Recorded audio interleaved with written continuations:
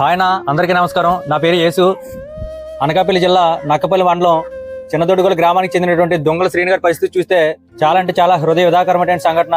గత కొన్ని నెలల క్రితం తను కొబ్బరి చెట్టు నుంచి పడిపోవడం జరిగింది. ఆ పడిపోవడంతో తనకి ఈ వెన్నుపోస అనేది ఇక్కడికి విరిగిపోవడం జరిగింది. ఆ విరిగిపోవడంతో తను పూర్తిగా ఈ మంచానికి పరిమితం అయిపోయి ఉన్నారన్న. అటు చూస్తే నెలలో నిండినటువంటి బాబు వాళ్ళ భార్య కూడా నిరుపేదరికంతో చాలా అంటే చాలా సతమతం అవుతున్నారు. వాటి చూస్తే కనీసం వాళ్ళకి ఉండడానికి కనీసం ఇల్లు కూడా లేని పరిస్థితి అనమాట.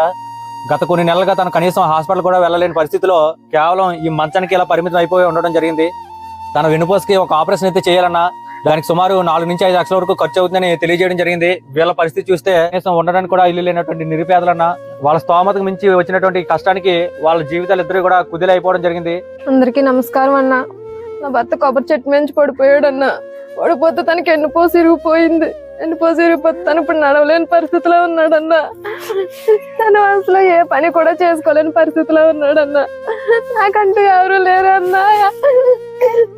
చిన్న పిల్లోడు అన్న. మీరే ఎలాగన్నా మాకు సహాయం చేయండి అన్న.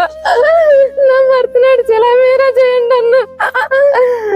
మేము చూస్తే తనే మాకన్నీ తెచ్చిపెట్టేవాడు. ఈ రోజు తను ఈ పరిస్థితిలో ఉన్నాడు. మమ్మల్ని చూసుకునే వాళ్ళు కూడా ఎవరూ లేరు. నాకు తెలియదంటే నాకు పెళ్ళైన తర్వాత చనిపోయారన్న. నాకంటూ వెనక ముందు కూడా ఇంకెవరు లేరన్నా. అన్ని తనే అనుకున్నానన్నా నేను. కానీ ఈ రోజు తనకి ఈ పరిస్థితిలో ఉన్నాడన్నా. ప్లీజ్ అల్లా ఎలాగైనా మాకు సహాయం చేయండి అన్నా. ఒక్కసారి మీరు ఈ కుటుంబాన్ని చూసినట్లయితే తన వయసు చూస్తే 24 సంవత్సరాలన్నా. 24 సంవత్సరాల వయసులో తన తల్లిదండ్రులు ఇద్దరు కూడా చనిపోవడం జరిగింది. తన భర్త చూస్తే ఇలా మంచానికి పరిమితం అయిపోయి ఉన్నారు. ఇలాంటి కష్టకాలంలో ఉన్నట్టు ఈ కుటుంబానికి మా వంతు సాయంగా ముందుగా 5,000 రూపాయలు సాయం చేయడం జరుగుతుంది.